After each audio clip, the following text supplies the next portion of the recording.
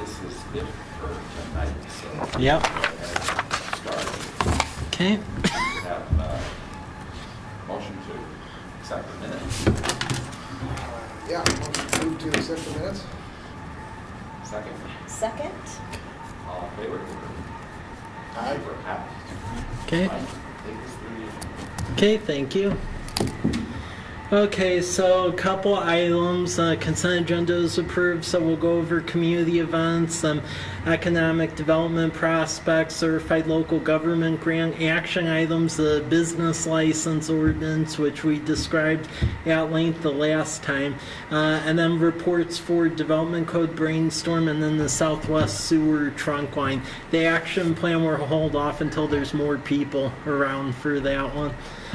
So housekeeping with the farmers market, that seems to be doing well over at Lions Park. The last movies at the park, the Hidden Figures movie event, had an attendance around 100 folks.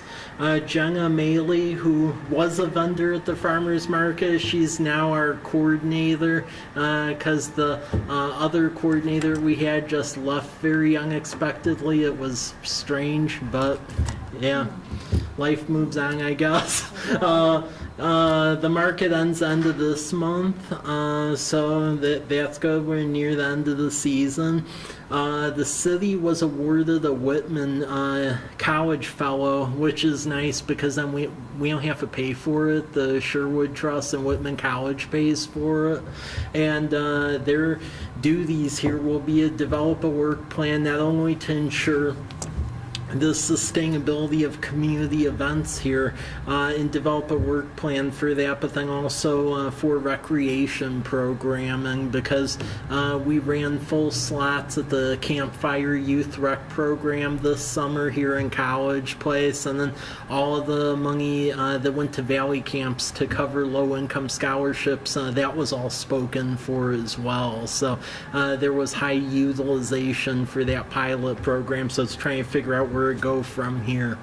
So any questions on farmers market? Okay. Next item, and I gotta give that out, will be the fall festival. So we've been working on that. We rebranded it from the Halloween, and we're encouraging all of the businesses along College Avenue to participate. We're also going to have events here again, so basically a maze at the fire department, and then also we're going to allow farmers market vendors or businesses in College Place that don't exist on College Avenue, that exist in other areas. They could actually vend in the parking lot as long as they're either giving out candy as well, or they have an event for kids of some sort. Okay. And then in addition to that, the College Place Lions Club and Andy's Market, they all ponied up where we'll also have a bouncy house here on the municipal campus, and then face painting and a balloon twister person. So it'll be pretty much the same time frame as it was last year, except we're expecting more people. So it'll be on October 31st, and it'll go from 3 to 6 p.m. So the assistance that we would like from this commission is if you could spread the word along College Avenue, because we're really hoping that all the businesses participate, because there's a lot of people going back and forth last year, and we really would like to continue that again. We're hoping to build even more people here by allowing businesses outside the corridor to set up shop in the parking lot here. But as it gets closer, we will also pass out placards like we did last year that businesses could put on their front windows that'll demonstrate to the public that you're participating in the trick-or-treat aspect of it. The emergency vehicles will be at the fire department again, so the kids could look at the emergency vehicles and so forth. And then we'll be giving out a lot of candy again, and Walmart's donating a bunch of stuff again, so hopefully we won't run into a candy issue we did last year. So, because we actually ran out 2/3 of the way into the event over here. So this one here, this is for vendors Yeah. down here, Yeah. not for the storefronts that are Exactly. gonna be. Yeah, And the- so what I'll give my storefronts is this. Yeah. So Okay. there's no fee. no, nope. Nope. So we're just trying to build this event, and then we also think it'll help that we're calling it Fall Festival, because last year there was a little bit of a challenge between the Halloween Fall Festival nomenclature. So Uh-huh. Yeah. yeah. So any questions on this? I think it looks good. Yeah, we would just ask to please let all the College Avenue businesses know, because we would like to have the unified corridor trick-or-treating again, and also let businesses know that don't exist on College Avenue, that if they fill out the forms, and as long as they're going to give like candy or something for the kids, we'll allow them to do their thing in the parking lot. So you want us to stay open then? Yeah. In front of our business for that whole time? Yeah, from the 3 to 6 p.m. Okay. Any objections to stores from anywhere else setting up in the parking lot? Somebody from, I mean, I suppose we would let that happen. We were just trying to make sure to allow enough space for College Place Yeah, businesses. But yeah, if there's leftover spaces, we wouldn't have an issue. Just as long as they're giving out stuff, we just want to make sure people aren't just trying to sell stuff, Right. and then the kids are like, "What is this?" Right. Yeah. So. Exactly. I'm just Yeah. thinking in terms of how we would maybe get the word out. Yeah. How to segment an email or, Yep. Anyway. Yeah, but if you have any questions, give a call to Lisa or Jenna. They're both working on this event. Okay. Other housekeeping for Winterfest, because believe it or not, that's coming up shortly already. So we plan on doing the same setup again this year. We actually were successful in fundraising already for the fireworks. So hey, actually, it's going to be a little bigger than last year, the fireworks show, because JUB Engineers gave some money, Pacific Power gave money, Hayden Homes, they're going to give the same amount again, and then so is the university. So the big need with this event is just parade entries once again, so we have a big parade. And then what we're doing this year, pretty much it follows along the lines of what we were doing last year, except we want vendors to participate in like a night market thing at City Hall out here in the parking lot. There was a limited number of folks who did do that last year. We're just trying to get started on that earlier, so it's more than 2 people. Yeah. So night market would be at the City Hall lot from 5 to 8 p.m. Lighted parade will be on College Avenue once again from 10th Street to Whitman. That seemed to work really good, not having a shutdown 12th. And that'd be at 5:30. Fire department caroling and the hot cocoa event. And I believe the university's going to provide cupcakes and food again. That would be at 6:15. The tree lighting will be at 7, and then we'll do fireworks from the old Rogers site over here at 7:30. So that's the general plan for this. Any questions on this? What is night market? I missed that. Yeah. So last year it just ended up where there was one lady who was selling food out here, and then another person who was selling like blankets and so forth. But the general background on that was supposed to be basically what happens during the farmers market. Same thing, except it's at night in the parking lot. Beaver in Oregon did that, and it was very successful over there. And actually, so did Colfax. Huh. So is that what was supposed to happen last year? That was that was what was supposed to happen last year. It's just because we were so busy putting stuff together, and then there were some vendors debating between the get a parade float versus doing the night market. The more erred on the side of the parade, which I would argue is probably the better choice. But for folks who don't have the parade float, we would request that they could do some here. Yeah. And then in the case with Black Cup, that was packed last year when I went over for fireworks. Really? So Awesome. Wow. Okay. yeah, so that's what we're asking for Winterfest. Just encourage people to sign up for the parade floats, and then for folks that want to vend in the parking lot, they can do that. Okay, any further questions or? Okay, economic development prospects. I'm always very vague on this, so people don't get the leg up on stuff, so that's why I just posted it by area. But Myra Road and Whitman, that project, that Villages at Fort Walla Walla, it finally did close the deal for the back half with the apartments. So that's under full ownership by Farron Development, and we're expecting them to turn dirt this fall. The other half of the development is very fascinating. So on the southwest corner of Myra and Whitman, so right across the street from Home Depot, it looks like there's going to be a full-service gas station, car wash, convenience store going in there.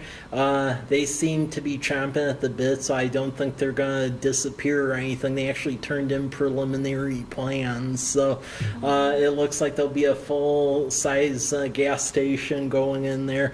And then for the commercial residential component, there was a development company that won't be named over in Walla Walla who was working with them, and then the council turned down an incentive request from them, and they are now looking over here where potentially they would partner with the current property owner for the remaining portion, where the property owner would develop the retail on the bottom part of the building, and then this developer would control the housing part above the retail. The nice part with the front part of the development is, unlike what happened in Walla Walla, from what I'm hearing so far, it isn't going to involve a discussion on the multifamily housing incentives or anything like that. What it revolves around is the fact that we're an opportunity zone, that designation I applied for earlier this year, and that development company is very interested on basically getting the capital gains deferment and forgiveness from the opportunity zone. So we have the ability where what was going to happen over there could potentially happen over here, and then that whole thing gets filled out, which looks good.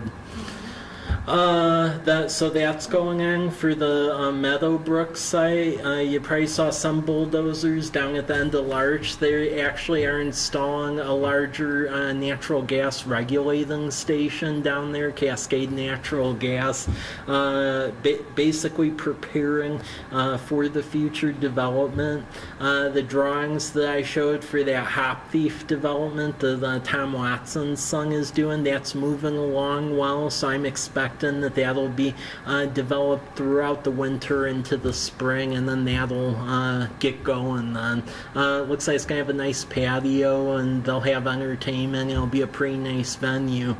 McKiernan and Christensen site, which is that large parcel of property across from the high school, that's moving at a very steady clip.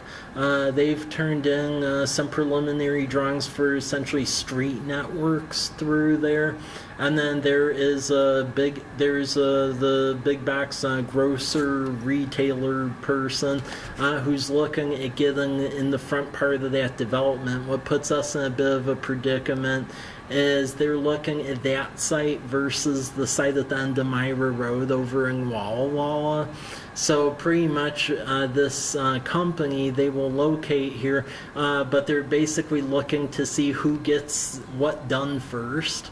I think we're better positioned because when you look at the remaining items on our list, all we have to do is to construct a wastewater trunk line, and we'll get into that a little bit later in this meeting. What's going on Walla Walla is they would have to extend Myra Road to Morrison and then put in water, sewer, obtain property, and do a lot of other stuff. So I think if we move full speed ahead on that trunk line piece, we should be better positioned. And regardless, that trunk line's needed not only for that development, but to replace a lift station that serves the Walmart area, because when the wastewater lift station was put in some 15 years ago, unfortunately, they didn't anticipate development back then to the level of what's occurring now, and it's running near capacity already, and we think by the time Hop Thief gets installed, there will not be capacity left for the hotel that wants to go back there. So that's going to need to be replaced anyway. So it all dovetails together. So yeah, there's a lot of weird moving parts going on right now. So any questions on any of this? Okay. Okay. Other thing I wanted to let you all be aware of is that the city got a certified local government grant. We just obtained this designation last year, and that just means we have a historic preservation code where if folks want to register their property for a local registry and put in for special property tax valuation, if they restore their property of what it looked like when it was built, they can do that. With this grant, we're actually able to develop historic property inventory forms, and you actually need these forms if you're going to pursue local or national registry status. The nice part of getting these forms done is if any of the property owners want to pursue those listings, the work's already done for them. They would basically just get the form work from us and then turn it in, and then the local registry would be up to our commission. The federal registry and state registry would be up to either National Park Service or Department of Archaeology and Historical Preservation. So it cuts out a lot of the busy work. The Historic Preservation Commission, they're developing an initial list of 60 properties to do these inventories on. I would say if there's any properties around you think should be done, let me know so I can relay that to the commission, because they're taking the lead on that. And the grant agreement should be approved by council tomorrow night, and then we'll issue an RFP to go hire a consultant. But initially we'll get 60 inventories done out of this grant. Any questions on this? So is 60 the limit then on the initial one? We may be able to squeeze a couple. The amount that you're able to do with this grant, I estimated based on my experience in Colfax. It seemed like 60 took up all the consultants' time. Maybe it's easier to find information around here. Frankly, I doubt it. I think it's going to be very similar to what happened in Colfax, so I would expect 60. Is there a preliminary list or something that we know what is likely to be included already for our? Right now they're just in some preliminary discussions. I know some university buildings, like what's in the picture here, that's going to be included in that list. That older church property at 4th and Ash, and then there's some homes scattered throughout. That one house that's on Mike McKiernan's property across from the high school, that's going to be included in that. The old the Wall Wall Poor Farmhouse, that'll be included. The unfortunate thing with the Poor Farmhouse is I don't think we're going to be able to save it, because unfortunately that just got bought by the property owner of that mobile home park over there, and they're going to demolish it. So but we don't really control that. They want to put more mobile homes and stuff on that property, so they're in the process of filing the permits and the asbestos report. One of the things we were trying to do initially was to see if we could maybe move the house over to the Pacific Power owns property at the end of Larch, and we were trying to see maybe if we could use some of that property to go plop the house on there, but they refused because they think they're going to need all that property for a new station for power. So it's likely going to be demolished in the next couple months, I would expect, unfortunately. It's a shame because if it was in a better commercial location, that'd be nice to go have a restaurant or a bed and breakfast or something. But unfortunately, the condition and just where it's located doesn't really lend itself well to reuse right now. And the city definitely doesn't have the money to go. Just the location alone is a big challenge. Yeah. Yep. Any questions on this piece? Okay. Okay, business license ordinance proposal. So this was in your agenda packet, and I went over it a bit last time. So the city has a business license with no local fee. We use the state business licensing portal. However, through this last 2 years, the state legislature passed a bill which the governor signed. It was EHB 2005, and now it's codified as RCW 3590. And it mandates that all cities which have a business license essentially adopt the definition and licensing threshold, which was created by a work group that I was on and several other finance folks across the state.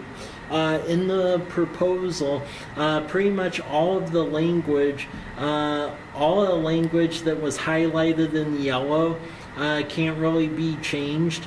Because that's what the state ultimately passed. But there were some other pieces of language we added, the staff added into the code, mainly that when you file excise tax returns and returns demonstrating where sales tax is going, you put in the College Place code. That just makes sure that no one skirts around the remittance code. And then the other one is basically the ability for the city, basically a 1, 2, 3 strikes you're out clause for the city to basically suspend a business license if folks are harboring severe nuisances or doing criminal activity, because since I've been here, there's been a couple of occasions where we were able, through extensive lawyering, figure out the actual code enforcement code, but there is no statute within our business license code right now to essentially suspend it if people are doing like immoral activities at all. So the language that was put in this proposal was taken from Goldendale, Washington. They just redid their business license code.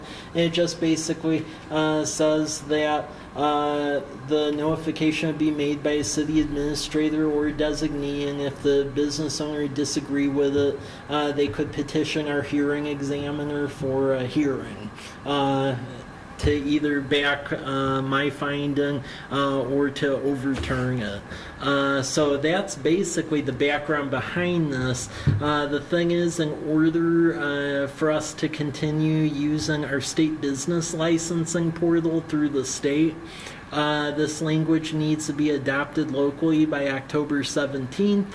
And in order to get it through our local process, it really needs to pass this meeting with this body, so that way we can introduce it at one meeting and then go for another meeting for action on the councilmanic level. So that's what's before you.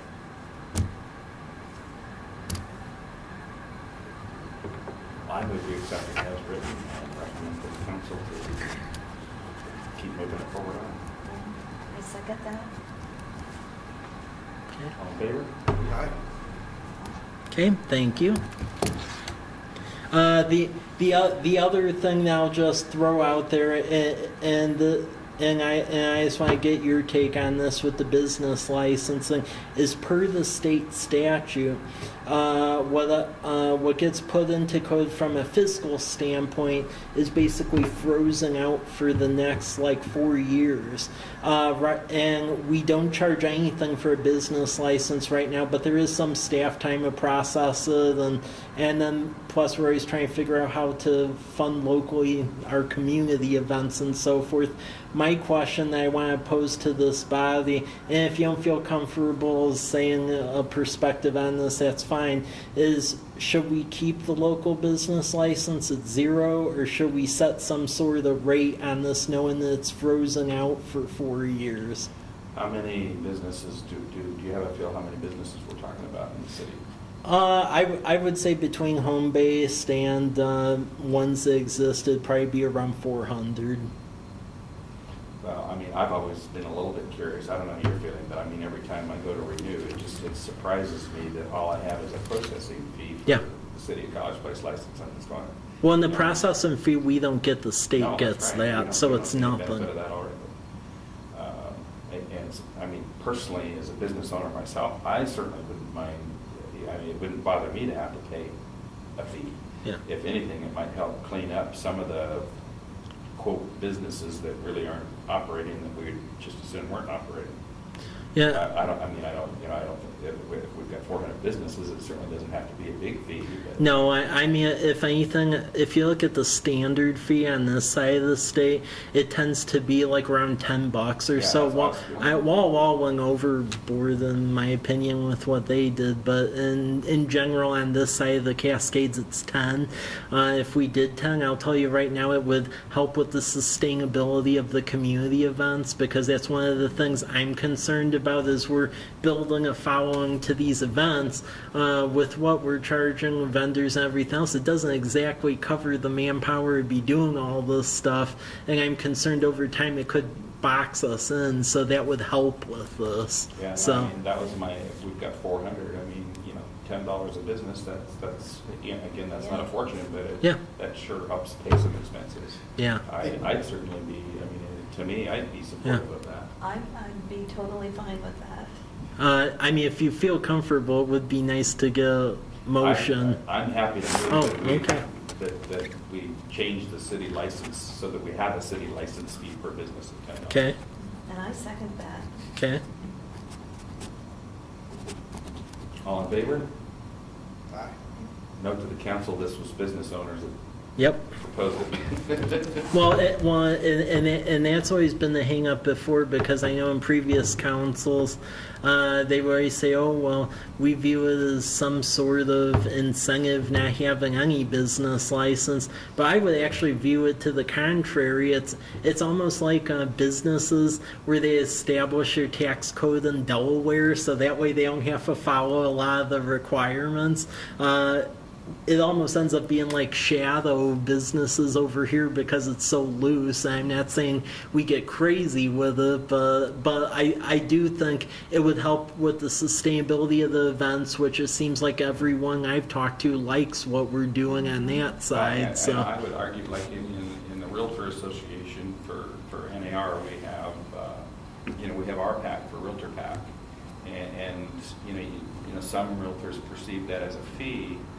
I mean, technically, the reality is it's an investment in our business, and that's the way I look at it for ours too. It's an investment in what we have happening in College Place to protect it. yeah, I mean that would be a great help, because the thing is with Wall, at least the Downtown Foundation, they have the Main Street tax credit, which I hope as we get things going further here, maybe we could get our own Main Street deal going. But at least in the interim, because we don't have that, and then we don't have urban renewal like Oregon has, it does paint local governments like us into a corner a bit. So yeah, thanks. Okay, I was gonna bring this back up as well, because I know that our last meeting, it sounded like Jeff maybe had some opinions on this, but it wasn't expressed because it was on my birthday and we were trying to end early. But the development code brainstorm, I just wanted to dive back into this if there were additional thoughts on what we were looking at doing, because I know it sounded like the last meeting that maybe there were some items that warranted additional discussion because of time constraints we didn't get to it. I just wanted to just briefly go over that. Basically, including into this revision would be the home occupation code, which passed this body, accessory dwelling units and granny flats, a discussion about tiny homes, which is still just the temperature I've heard through planning commission, council, and people at large. There's some against, some for. I have no idea, but at least to have that discussion. The creation of a university zoning district, because the university has they actually have a master plan, and right now we have it zoned as a public reserve, which is the same zoning the city facilities are under, but that's just very strange because it precludes some things. And with the creation of the university zoning district, pretty much whatever's in the master plan that they've adopted would go on those properties. Also a hybrid commercial light industrial zone for along State Route 125 in that area. Also revisit parking codes to try to encourage maybe a code whereas shared parking would be encouraged, and we would collect fees to be used towards city-run parking facilities, as opposed to making every development along College Avenue go build a parking facility because land's at a premium over here. Small cell ordinance, we passed a very Ingram ordinance so Pocket INET could get in here through their franchise, but we don't really have any in their limited term franchise expires like in 2 years because we just didn't want to get in the way of innovation over here, so we allowed them to go through with very similar interim regulations like what Walla Walla has, but we really need to develop what is the small cell ordinance because we really don't have anything concrete on the books. And just to delve into small cells, it's not like how previous cell technology was, where you put a big antenna on a water tower or somewhere and then you're done.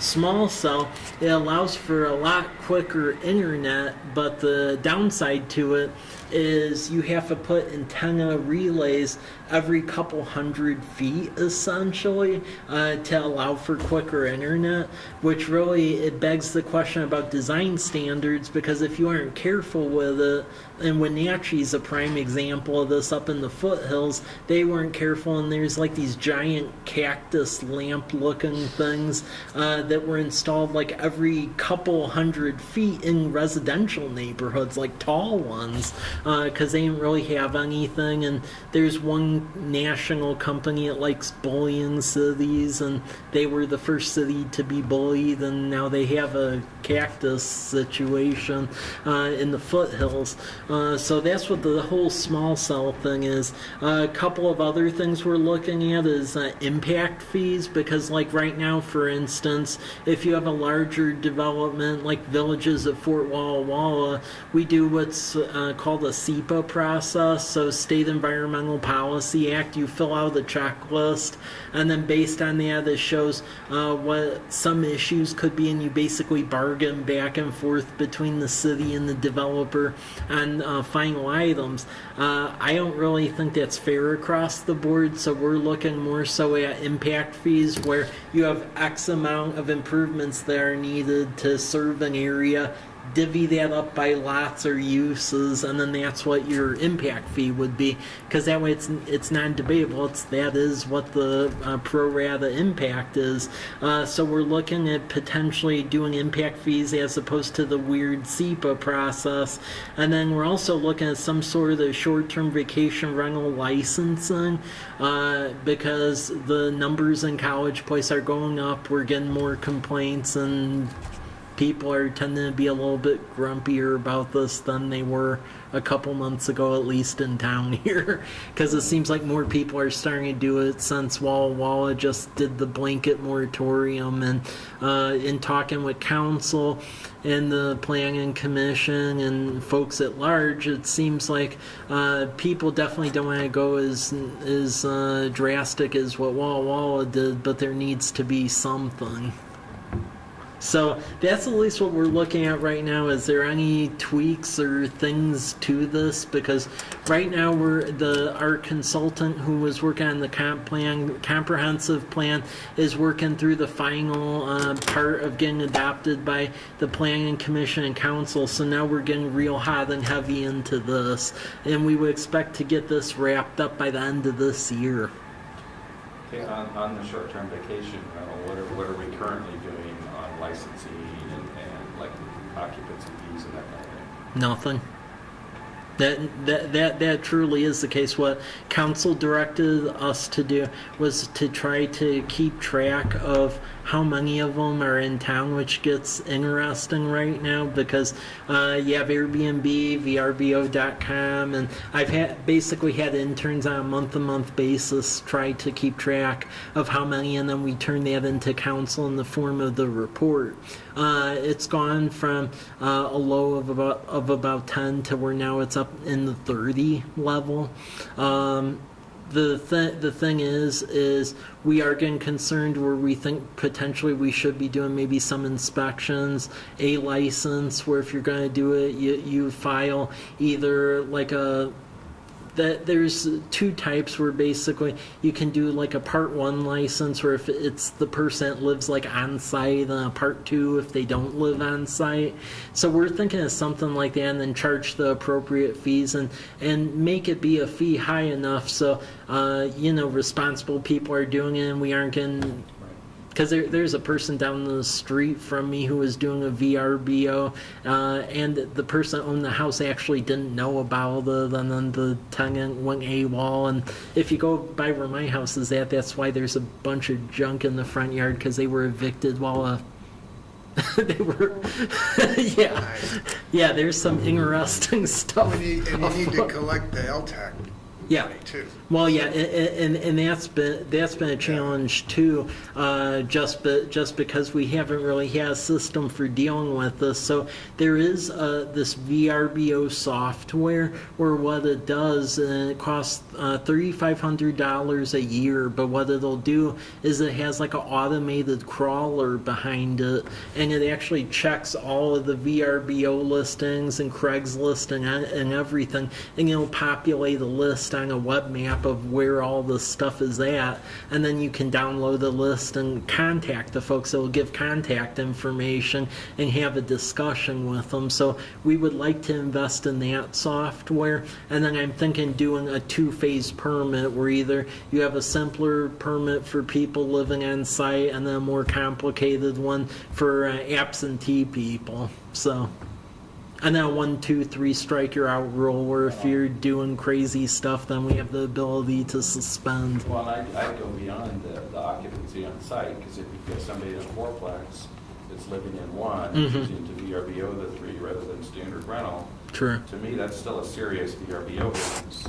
True. If you've got somebody on site that happens to be VRBO in a granny suite, that's a little bit different. So I'm not sure just occupancy is the real appropriate way to approach that.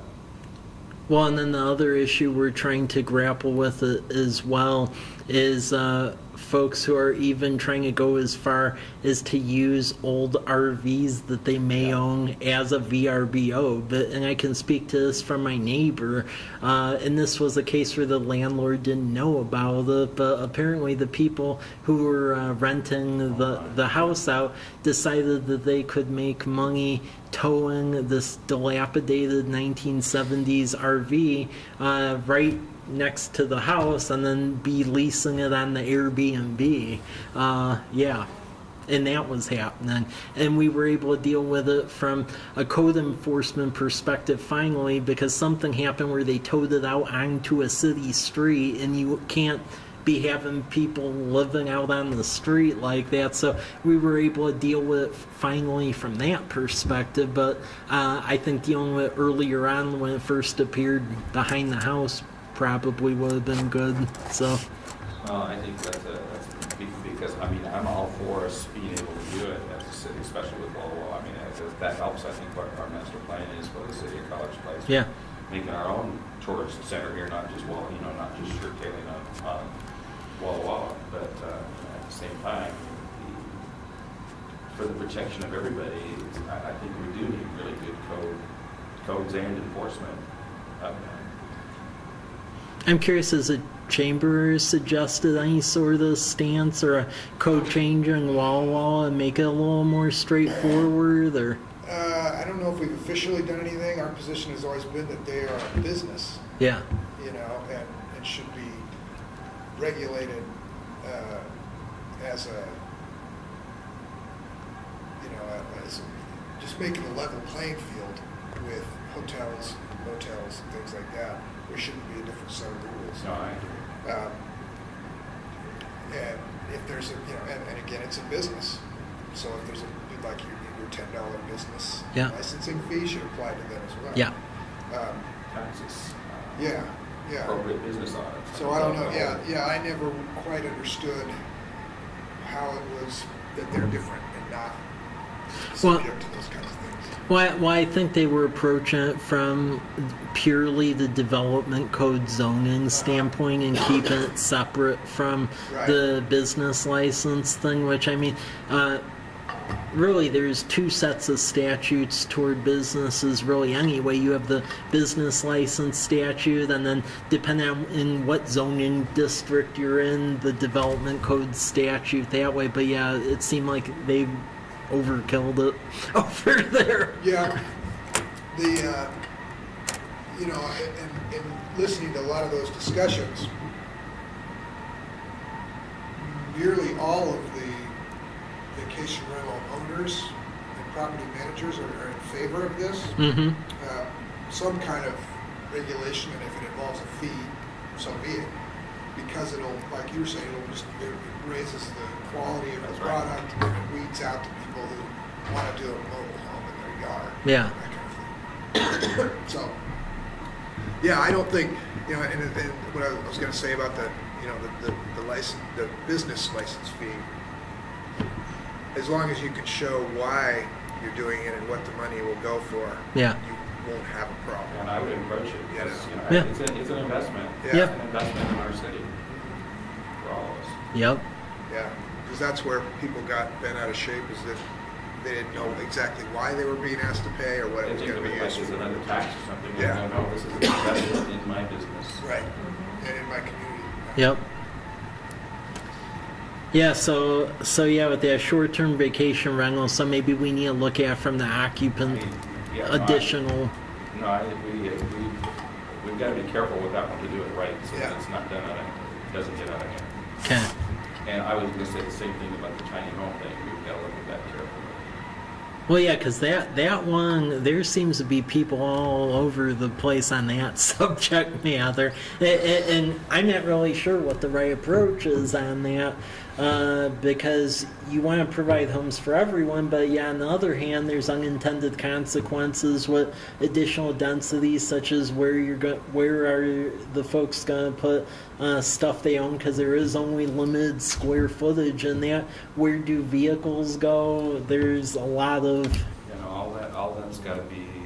I mean, I don't like the tiny homes that look like a weird mobile home park. Yeah. Yeah, a lot of little dots everywhere. But tiny homes really probably not the word I favor in that. And that's talking to real estate clients too. And when you're looking at affordable housing, they're going, well, the tiny home concept appeals to them from a smaller square footage and something, but like those traditional tiny homes like you go on and look at online, the bathroom is smaller than what most RVs have. Yeah. When I talk to people about what they would like is something that's got a good bathroom and a kitchen that you can function in, and then you just don't have a lot of bells and whistles. It doesn't have the great big great room, and scale that thing down. Yeah. So what it's sounding like then maybe is that you're more for like accessory dwelling units as opposed to like what is classically the tiny home, because the tiny home is like the little like 1 to 200 square foot thing that has fold out stuff in it. The ADU, accessory dwelling unit, that's just basically you could view it as like housing, but it just is without the great room and things like Well, that. I mean, I can tell you in the county because I've dealt with one directly. In the county, there was a house that the upstairs was an approved ADU, Mm-hmm. which was basically part of the house, like it was tied together. There was a staircase from inside, but you had the ability to lock a door, and it could be a 2-bedroom, 1-bathroom apartment, but it was nothing like a tiny home. I mean, it was like a Part of the house. 600, yeah, it was really like a 600 square foot 2-bedroom apartment. And so rather than just because, and so when you're talking about ADU, I'm not sure whether we're talking about something attached, which Yeah. is kind of the common definition, or whether we're talking about some smaller homes that are like Hayden built some pretty attractive little homes in that 1,100 square foot. Yeah. They're pretty, which that to me is getting along tiny. Well, I know you can do them smaller than that because I've seen it in third world countries. You Yeah. can do them down in the 650 to Yeah. 750 square foot, which is a functional little home. And then, but still, then do some sort of a simple garage or place to store. It's got to be controlled. Again, bring in more affordable. That's what we're needing. Yeah. Yeah, pretty much the classical definition in this state for an accessory dwelling unit is pretty much any structure north of 500 square feet. So anything bigger than that is an accessory dwelling unit, and stuff smaller than that's like a tiny home. Oh, okay. Yeah. Yeah, as long as we keep, because that's not what we've got with the Walla Walla County definition. It's part of the house. Yeah. So what you're talking about, it does not designate whether it's part of a larger. No, I or mean structure. it could be part of an existing house, but then it could be standalone, but also exist on the same lot as another structure. Uh-huh. But it just happens to be around like the 600-foot mark. Well, like and- in the county, you're allowed to do that. If you've got space on your lot, you can, I think the limit is at 1,000 square feet. I don't know, that's what I was gonna ask, Yeah. is what about lot size and regulating it from that angle? Yeah, because I think they allow up to 1,000 square foot second Second, Yeah. cottage on the property. and does it matter what size that property is, or? Well, most of the county properties are going to be very rare. I can't think of any out there that except for the really old ones. But because even some of those, it's hard to find anything less than half an acre. Yeah, so that's pretty And the big. current Okay. zoning, Yeah. your 2-acre minimums on a few, and most Yeah. are 5 and 10 acre minimums now, and that's still what the Yeah. restriction is. Yeah. Yeah. Well, yeah, and within most of our zoning, as of right now, we don't even really allow ADUs. There's some people that do them, and then we deal with it. But yeah, Well, and in town, I'm not, you look at how many non-conforming use we have on that kind of thing. Well, not here, I mean, just Walla Walla Yeah. the same way, because Yeah. and anytime you're in a college town, you're gonna have that, where things have developed into where somebody living in the house is now renting a basement, almost like a second apartment. Well, yeah, and We I, should deal with I think we should deal with a legal way to, whether, I don't know that it requires rezoning as much as just approving, like saying, okay, this is what we're calling an ADU, and that's approved on it. It's a single family, and this is approved, rather than trying to rezone it to a duplex. And then that protects the other people because whenever you talk about rezoning, people that are on single family, all of a sudden they're up in arms because they don't want their property zoned as a duplex.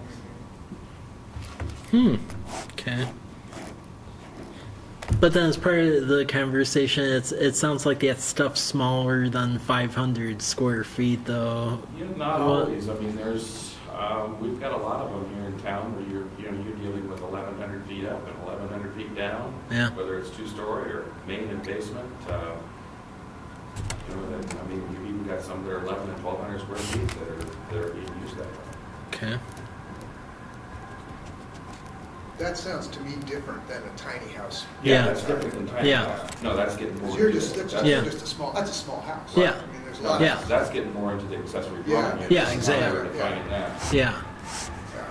So it's kind of, it's kind of coming up with the appropriate terms and just uses that Well, and the other piece of the tiny home thing is that a lot of them are, you can put it on a trailer. and Yeah. drive it, That's right. You know, Yeah. so it's, what is it? Is it an RV or is it a house? Well, and that's the crazy thing, because right now, the state actually views it more of like a vehicle, actually, where technically they have to go through Department of Licensing on those tiny homes, but then there's actually a statute working its way through the state legislature this upcoming session where they want to adopt what's called Appendix Q of the International Building Code. State of Oregon just did this, and then it essentially separates it out and it's no longer a vehicle, it's actually a dwelling, even though it's on wheels. Wow, yeah, see, now like mobile home parks, you know, if the tongue and the wheels are removed and it is strapped down to a foundation, then the license is removed at that point too. Yeah. It is no longer. You know, there's Vehicle no- license? Yeah, the Yeah. vehicle license is gone too. Yeah. And it now becomes a real property issue. Bit of a headache. Yeah.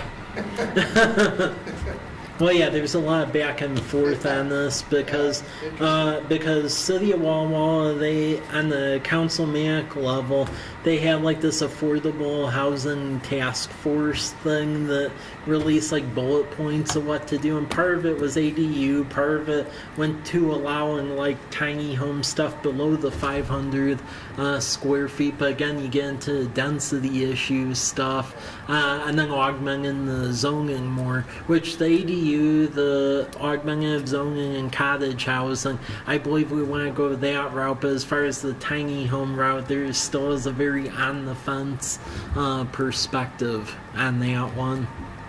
I don't like the ability of them to put it on a trailer because that's what's you just end up with more of a ghetto use or a rundown mobile home park. True. If it is built on site, on a foundation, and that's the way they want to build their house, well, you know, now that's a little bit different issue, but that's a different decision. You know, these things that they can just jack up and pull in a trailer. I just Or see somebody drives in with a camper on the back. Yeah, I Is just that- see nightmares on that. Is there any other issues that you see with the code? Those were the first ones that caught my eye as we went through it.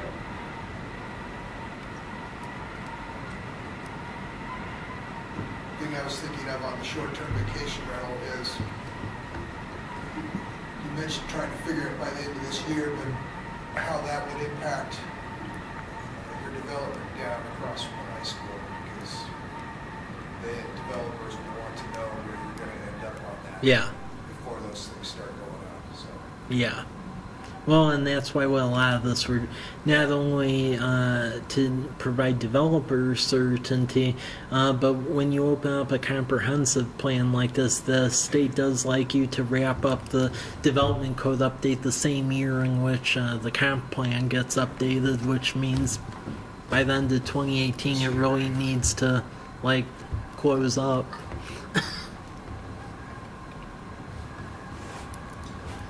So any other thoughts, or? Yeah, I'd say just let us know if you have anything, because this will be a last time for a bid that'll be opened up, because the way the comprehensive plan goes is you end up having to do an update about every 7 years. So. Okay, and then I just wanted to bring this up. So this is a map of the wastewater trunk line project. So we end up getting a state grant to do some infrastructure planning, pretty much for the whole area south of town, because really the long-term growth of College Place is going to be heading more in the southerly direction, because that's just where it's more economic, put lift station at, and we can do a lot more of it with gravity flow. So this is what it would look like as far as, let's say, like basically a 50-year build out. If you were to go all the way out to state line, what a regional system would look like. The part that we're looking at doing sooner than later is all of this stuff highlighted basically in the red bubble over here. So that's phase 1 of this, and what this lift station will do is it keeps the developability of the whole Walmart Tom Watson area going, but then it also allows for development along Pepper's Bridge and Soaring Hawk, as well as the McKiernan Christensen property, because right now there is no wastewater line across their property. However, to serve any of this, you really need to get over there, because the wastewater treatment plant, for those that don't know, if you see where the arrow is, this is where the city wastewater treatment plant is. And right now, pretty much everything from Central and North College Place goes pretty much along like 6th Street, down Grandview, and then over. And it would continue to do so for those areas. But then for Walmart and this whole area, it would be construction of a 12-inch trunk line through that development. What we're thinking of doing with this, because there's multiple partners on this, is pursuing some Port of Walla Walla .09 funding to put in this interceptor line, as well as county .09, and then Community Economic Revitalization Board money. And then once we're done with that, whatever the remainder is on that, potentially take out a bond to build it, and then that way, as development occurs, we would get paid back for it through connection fees and latecomer agreements. Unfortunately, because of the size of the lift station, it is a sizable project financially to run the trunk line and then replace the lift station. It ends up being just shy of about $6 million. What it does do, though, is it consolidates lift stations. So we have the undersized one for Walmart, but then, believe it or not, a lot of folks don't know this, but we actually provide the wastewater service to the farm labor homes. Valley Lindo down there. There's actually a line that goes all the way down to Valley Lindo, and there's a lift station over that way too that's undersized. So we actually have the ability to basically get rid of 2 undersized lift stations for 1 giant lift station, so then we would save on the operation and maintenance cost. So I just thought I'd put that on your radar, because once we get through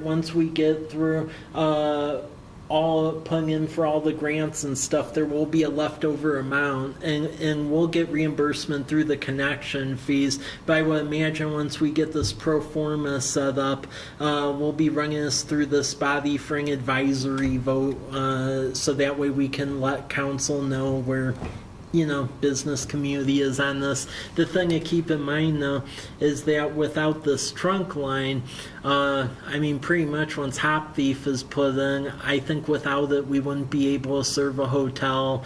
And then pretty much a McKiernan Christensen project, as well as Soaring Hawk and all the stuff on the other side of the 125, we wouldn't be able to service. So even though it's a short-term big capital expense, in the mid and long term, we'd forfeit a ton of connection fees, sales tax, property tax, you name it. So, any question on this? Well, you were talking about on the short-term project here. What are you looking at on the timeline? Yeah. So what we're looking at the timeline is we did get council approval to go out for grants for this. I would expect we will know what we're going to get via grant by the end of this year. I would expect probably within the first quarter of 2019, we'll know what the remainder is on what we're going to have to do on the bond piece.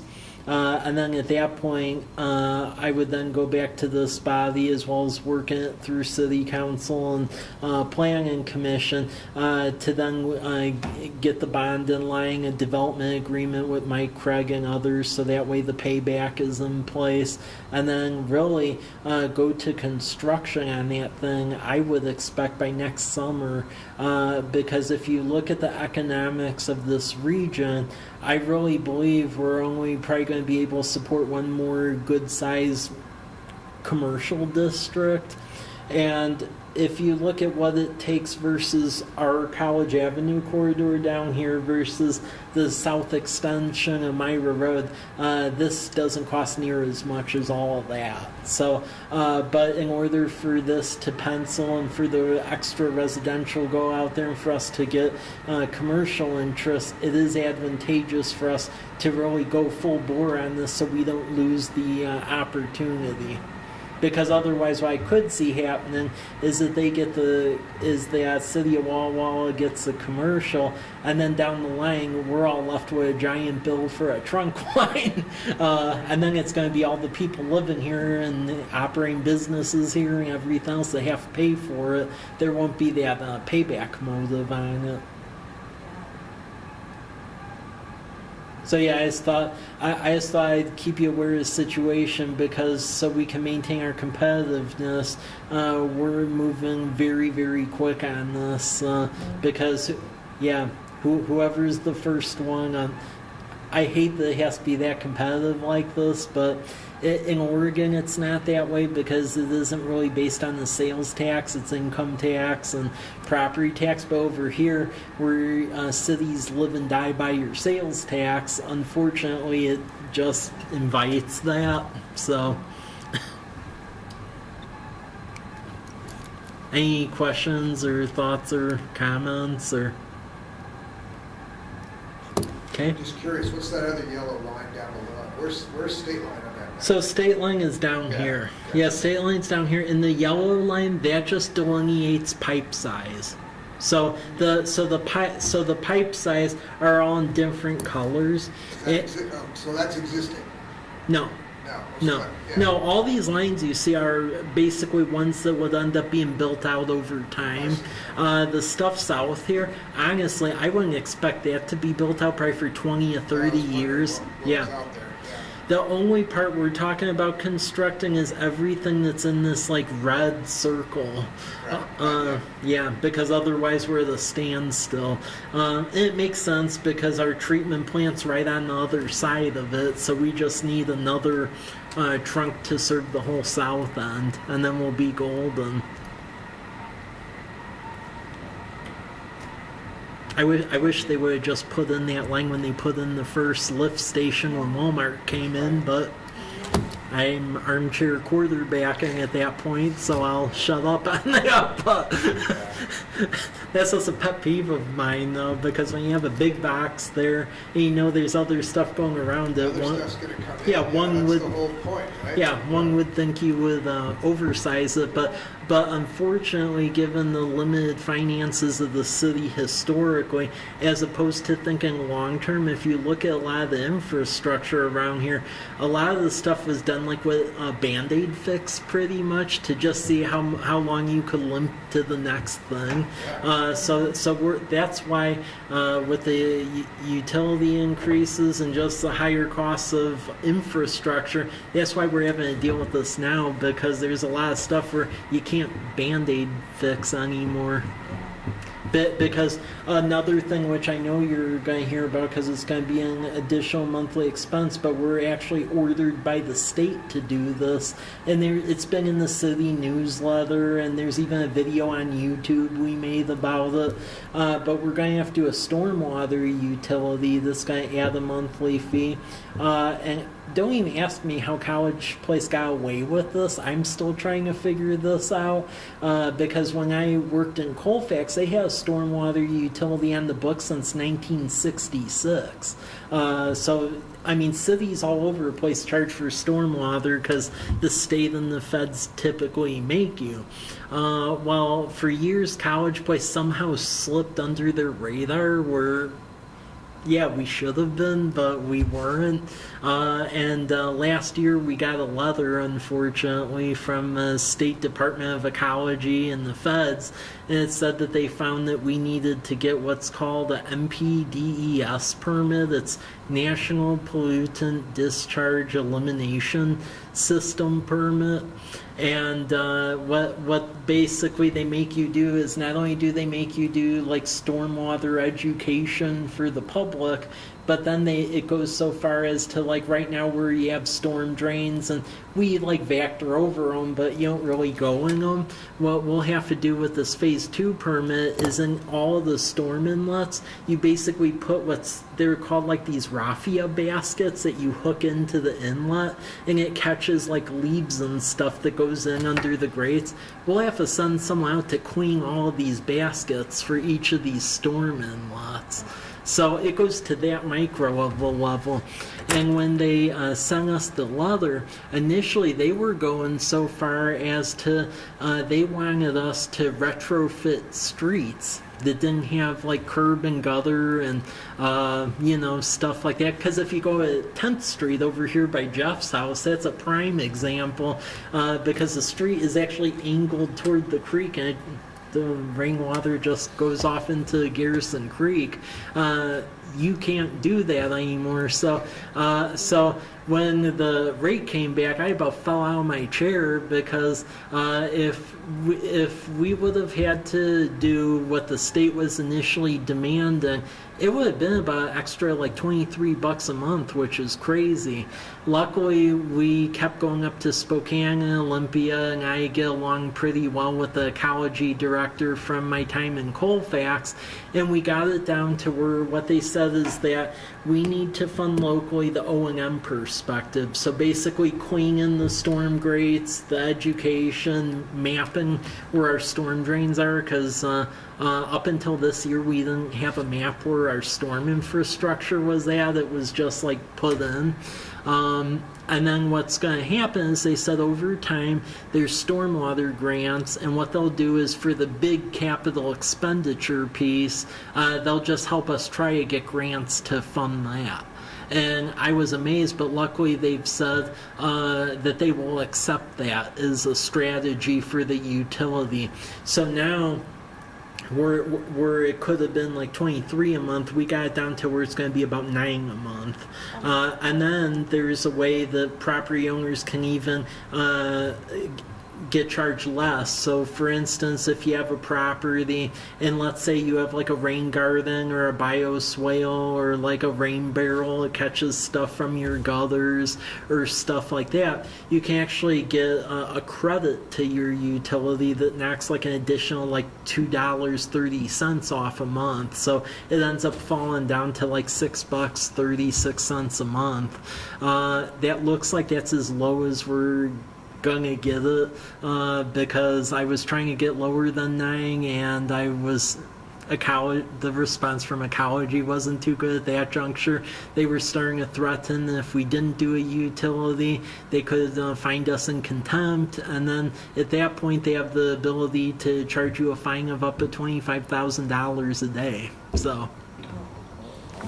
So I just tell this body that because we've been doing a lot of public education around it. I know that folks are going to be irritated because they've expressed it to me already, like another tax, and I appreciate that. But the thing is, we've been lucky we didn't have to pay it all these years. And the big feat, which I'm really proud of, is that even though we have all of this like deferred stuff we need to do in stormwater, our stormwater utility fee will still be less than a Walla. Because the stormwater fee there's like 11 and this will be 9, so that's a small victory in a bad situation. So I've talked about this on the Grapevine radio show. Tomorrow I'm going on Blue Mountain TV to talk about it, and we've had it on our website and everything else. I just tell you that because I'm sure it's going around town, and that's the rationale behind it. We're backed into a corner, so. Well, thanks for explaining that. Yeah. Well, it's good to get the opportunity to, because usually when I get stopped while I'm out on my bike and people are angry, I start and say, "You're just a bureaucrat," and then they run. Oh, my You gotta word. pay the tax too. Yeah. Well, yeah, Yeah, I live exactly. here, so I gotta pay it. Yeah. So. Oh, my word. But just to let you know, with the stormwater, that's on a bit of an accelerated time schedule. The state paid for a study. The study is done. We've introduced it to council a couple of meetings. We're having another presentation tomorrow night. I would expect that there'll be a recommendation and action item to adopt rates the following meeting in October, but it won't be implemented until next year in 2019, because the rates have to be collected by the start of 2019, because they want us under the MPDES Phase 2 permit by the start of 2019. Otherwise, we get fined and they won't provide cover for us if an environmental group decides to sue us, which that happens more than you would think. So, yep. So yeah, that's behind a lot of this.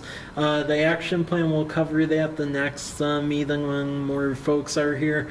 So the next meeting will be the October 1st. We'll go over the events, go delve more into the code update. Hopefully then I'll have some initial language our planning consultant is working on that I can give to you for feedback, and then the action plan, get to that. So that's what's going on. Okay.